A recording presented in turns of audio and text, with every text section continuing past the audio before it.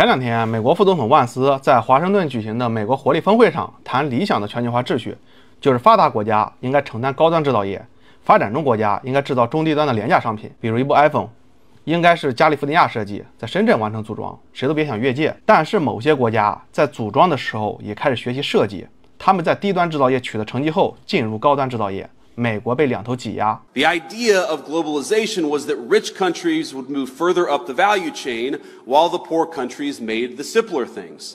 You would open an iPhone box and it would say designed in Cupertino, California. Now the implication, of course, is that it would be manufactured in Shenzhen or somewhere else. That the geographies that do the manufacturing get awfully good at the designing of things. But it turns out that as they got better at the low end of the value chain, they also started catching up on the higher end. We were squeezed from both ends. 这是点谁呢？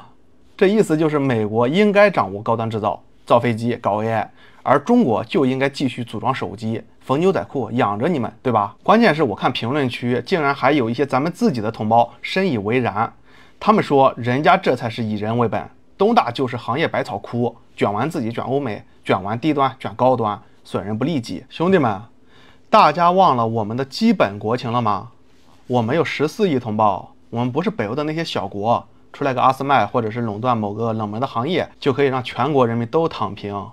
14亿人啊，我们把某个行业卷到世界第一，可能我们每个人的碗里才能加一个鸡腿。我们是做不到让大家下午4点就下班，还能月入几万。但是月薪3000变成月薪4000，这么个在某些人的眼里只是稍微有一点小进步的方面，放在14亿人的基础上已经非常难得了。就这么一点进步，靠的是什么？还不是所谓的卷出来的。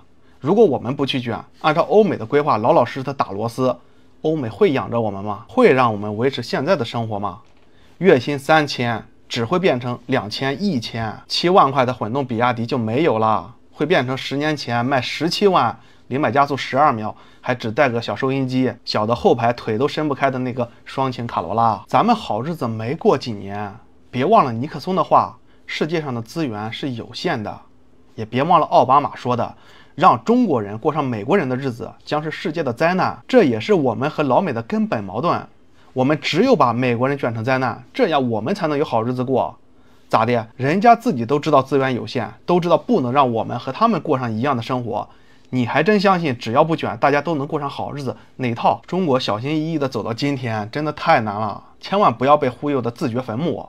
我们是世界大国中唯一一个被整个西方世界联系针对了200年的国家。以前他们想抢我们，现在还是想抢我们，因为我们的体量太大了，人口太多了，他们不敢让我们站起来。我们强大了，必然会抢走太多原本属于他们的资源，让我们的民众吃饱穿暖。西方有一个说法，说中国是一头老虎，一定要用技术封锁在笼子里，如果谁把这头老虎放出来，那必然会吃光外面的猴子。所以当年日本、韩国可以非常容易的获取到西方的先进技术，短短10-20年就可以完成汉城奇迹，还有那个日本经济奇迹。而我们的技术崛起却要花费半个世纪，这不是因为我们不聪明，根本原因就是西方对我们的封锁。我们第一次接触现代世界的工业体系，是牺牲了整整20万英烈，给苏联当打手，才诱惑斯大林偷偷打开了封锁我们的牢笼。他当时心里也是1万个不情愿，但是他没办法，他在和西方搞阵营对抗。我们这种立了头功的小弟不扶持，说不过去，在当时的局面威逼下，我们才获得了技术积累的第1桶金。第2桶金是中苏关系破裂，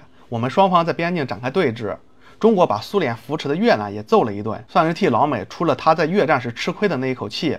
加上老美希望利用我们在苏联的身边牵制他，所以才象征性的西方对我们开放了一些技术。虽然这个时间也很短暂，但是我们抓住了这宝贵的窗口期，见识到了西方体系，为我们以后的标准化生产奠定了基础。第3桶金就是我们加入 WTO 以后，用廉价的劳动力和广阔的市场吸引了外资进来，说白了就是卖苦力，然后各种中外合资企业如雨后春笋一般成立。虽然那些核心技术依然是掌握在欧美的手中，但是我们总算能近距离的接触到第一手的产品了。加上我们80年代就开始推进的义务教育而收获的大量人才，通过逆向研究、仿制借鉴、优化升级，最后再自主创新，才有了我们今天能和欧美抢高端市场的现状。我们的这些技术是拿人命打仗换来的，是刻苦钻研学到的，还有拿千千万万的工人的汗水挣回来的。我们好不容易走到这一步了，这时候他们站出来说这不是理想的全球化，你们还是去组装手机、缝牛仔裤吧。大家都不要卷了，世界才能和平。